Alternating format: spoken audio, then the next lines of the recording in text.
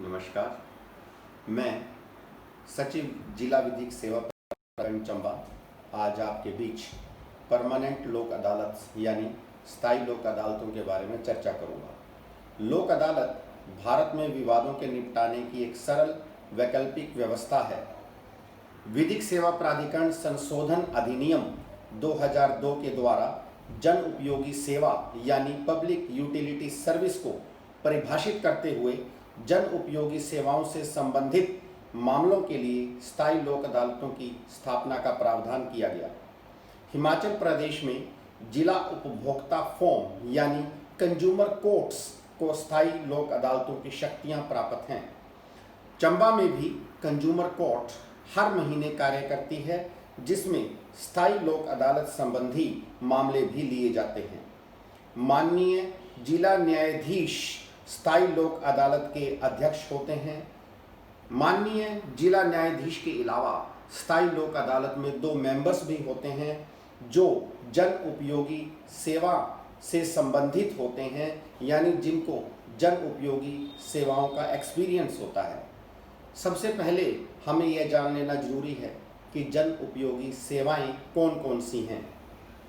Transport services for carries of passenger और goods by air, road और water, यानी वायु, सड़क या जल मार्ग द्वारा यात्रियों या माल के वहन के लिए यातायात सेवा, या पोस्टल टेलीग्राफ टेलीफोन सर्विसेज यानी डाक तार या टेलीफोन सेवा।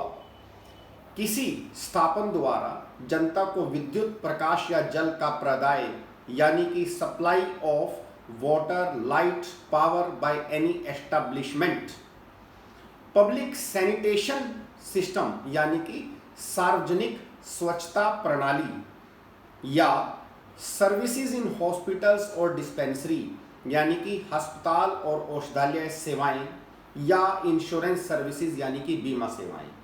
इनके अतिरिक्त जो मैंने अभी आपको ऊपर बताया, इनके अतिरिक्त सेंट्रल गवर्नमेंट और स्टेट गवर्नमेंट किसी भी सेवा को लोक उपयोगी सेवा घोषित कर सकती है। इन लोक उपयोगी सेवाओं से संबंधित अगर कोई डिस्प्यूट है, कोई भी मामला है, तो उसके समाधान के लिए जिनमें वादग्रस्त संपत्ति का मूल्य 10 लाख रुपए से कम हो, यानी कि ऐसी public services, public utility services जो मैंने आपको ऊपर बताया, जिसमें डिस्प्यूट अमाउंट की वैल्यू 10 लाख रुपए से कम हो, उन झगड़ों के निपटाने के लिए, विवाद को निपटाने के लिए किसी न्यायालय के समक्ष यानी किसी कोर्ट के समक्ष जाने से पहले कोई भी पार्टी, कोई भी पक्षधार उसे स्थायी लोक अदालत के सामने सिर्फ मात्र आवेदन करके ले जा सकता है।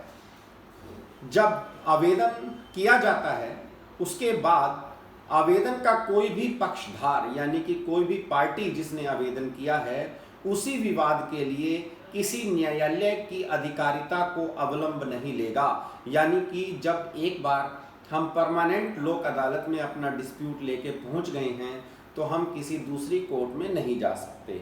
आवेदन करने के बाद स्थायी लोक अदालत पार्टीज यानी पक्षधारों को लिखित कथन फाइल करने के आदेश देगी। पार्टीज कथन की अनुपूर्ति के लिए कोई दस्तावेज या साक्ष्य भी दे सकता है। इसके बाद स्थायी लोक अदालत सुलह की कार्रवाई करेगी तथा पार्टीज को स्वतंत्र व निष्पक्ष रूप से सौहार्दपूर्ण समझौते पर पहुंचने के लिए उनके प्रयास में सहायता करेगी। यदि समझौता हो जाता है और पार्टी समझौते से सहमत हैं, तो स्थायी लोक अदालत समझौते के आधार पर अवार्ड पास करेगी, यानी कि उस समझौते के अवार्ड पर निर्णय पास देगी। और यदि समझौता ना हो पाए, तो स्थायी लोक अदालत को यह शक्ति भी प्राप्त है कि स्थायी लोक अदालत उस केस का निपटारा साक्ष्य के आधार पर, यानी कि जो आपने साक्ष्य दिए हैं, जो आपने प्रूफ्स दिए हैं, जो आपने अपनी रिटन स्टेटमेंट्स दी हैं, अपनी प्लीडिंग्स दी हैं, उनके आधार पर जो परमानेंट लोक अदालत है उस केस का फैसला करेगी। परंतु फैसला तभी करेगी अगर समझौता नहीं हो पाता। परमानेंट लोक अदालत यानी स्थायी लोक अदालतों का फैसला जो होता है वो फाइनल होता है उसके खिलाफ कोई भी अपील नहीं हो सकती। वो एक सिविल कोर्ट की डिक्री की तरह बाध्य होता है पार्टीज के ऊपर।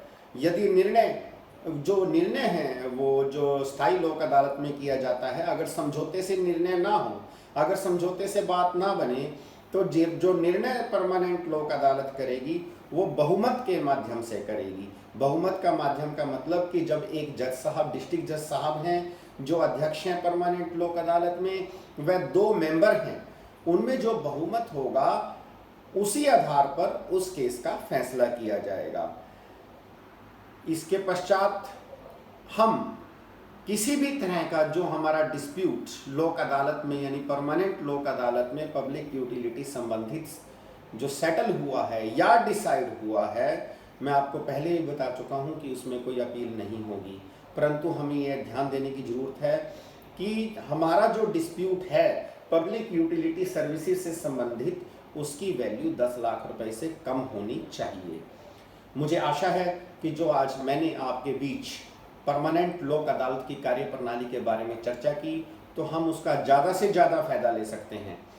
हम पब्लिक यूटिलिटी संबंधित डिस्प्यूट्स, हमारे छोटे छोटे डिस्प्यूट्स होते हैं, कई बार टेलीफोन विभाग से, कई बार बिजली विभाग से, कई बार एयर से आपने मान लो टिकट ली और आपको टिकट का पैसा रिटर्न नहीं हुआ जो रूल्स के मुताबिक, कोई आपका एयरलाइन से संबंधित डिस्प्यूट है। जो मैंने पब्लिक यूटिलिटी संबंधित आपको डिस्प्यूट्स बताए हैं, उसके लिए हमें अदालतों में जाने की जरूरत नहीं है। हमने परमानेंट लोक अदालत में जाना है और सिर्फ आवेदन करना है कि मेरा उस पार्टी से यह डिस्प्यूट है और इसको सेटल किया जाए। और अगर प्यार मोहब्बत से, सुलह से पार्टीज के बीच में सेटलमेंट हो जाती है तो ठीक है, अन्यथा हम अपना बहुत सा खर्चा बचा के उस केस को परमानेंट लोक अदालत के माध्यम से फैसला करवा सकते हैं। धन्यवाद। जय हिंद, जय हिमाचल।